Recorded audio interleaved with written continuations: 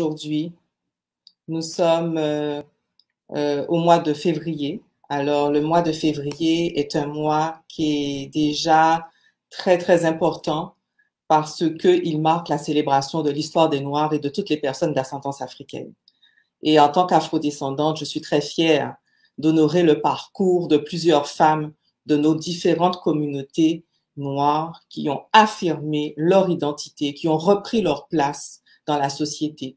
Elles ont fait avancer des causes, elles ont fait avancer le progrès social, elles ont défendu les inégalités sociales, elles ont dénoncé aussi des préjugés. Et à Montréal, cette année, cette célébration est soulignée sous le thème « Honorer le passé, inspirer le futur ». Alors, comment honorer le passé? Comment honorer notre passé si nous continuons à porter les mémoires cellulaires?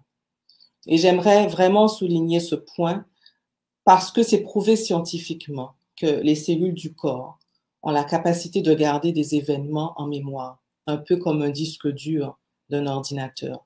Elles enregistrent des événements autant au niveau physique, mental et émotionnel.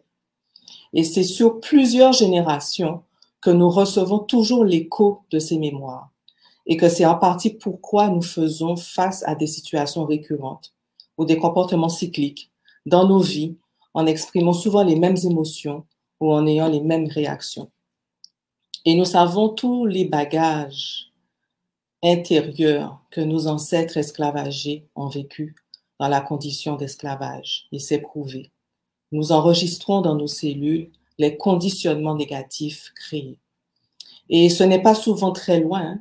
Dans notre arbre généalogique, c'est assez proche dans la lignée. Notre mère, nos grands-mères, nos arrière-grand-mères, arrière-arrière-grand-mères, ce sont parfois des choses qui ont été plus développées en cachette. Si des fois elles ont eu des connaissances, elles ont eu des compétences, elles ont beaucoup développé en cachette des dons qu'elles avaient, notamment des dons de guérison, les capacités de lire les plantes et d'en faire un usage selon les besoins. Et là encore, comme je l'ai dit tout à l'heure, c'est prouvé scientifiquement que les traumatismes se passent de génération en génération quand ils ne sont pas réglés.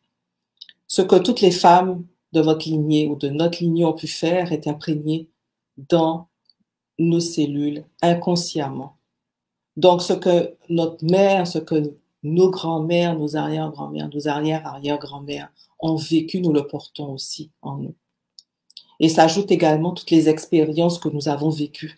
Et ça en fait beaucoup. Beaucoup de bagages. Ça a un impact sur ce que l'on s'autorise à faire et sur ce que l'on ne s'autorise pas souvent à faire en tant que femme. Alors, je ne vais pas aller plus loin dans la réflexion, je vous laisse vous-même aller plus loin dans l'exploration de cette réflexion.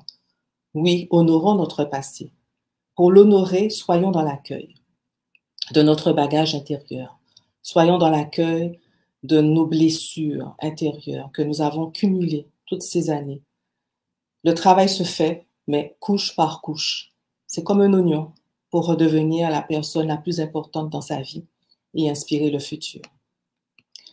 Si vous venez de vous connecter à notre show, c'est un show qui a pour but de souligner l'impact que nos femmes dans nos communautés noires font pour prendre leur place. Et dans ce qu'elles font, ça permet à nos communautés de grandir et de rayonner. Alors, toutes les femmes ont le droit d'initier des choses, ont le droit de réaliser des choses. Et c'est le temps de vous mettre à l'ouvrage, de ne pas reporter si vous avez encore des hésitations, de ne pas reporter. Nous sommes arrivés dans une société présentement, peu importe la situation sanitaire, il faut aller de l'avant. Et donc, nous sommes là pour pouvoir vous permettre de non seulement regarder, prendre note de l'expérience de plusieurs de nos consoeurs qui se sont lancés dans l'entrepreneuriat ou qui ont initié des projets. Si vous hésitez encore, prenez note. Mais nous sommes là aussi pour donner de l'espace, cet espace pour que toutes celles qui ont envie de venir témoigner de ce qu'elles ont initié, des choses qu'elles ont mis en place, qui n'étaient pas évidente. C'était un gros défi pour elles, mais elles ont tenu à le mener jusqu'au bout, jusqu'à terme, et elles en sont très ravies de l'avoir fait. Alors, c'est la raison pour laquelle les lumineuses qui sont en création, ce sont toutes ces femmes qui portent cette lumière de créativité en elles, cette lumière dans laquelle elles ont considéré que c'est important qu'elles puissent maintenant faire ce qu'elles doivent dans leur vie pour réaliser des actions auprès de la communauté.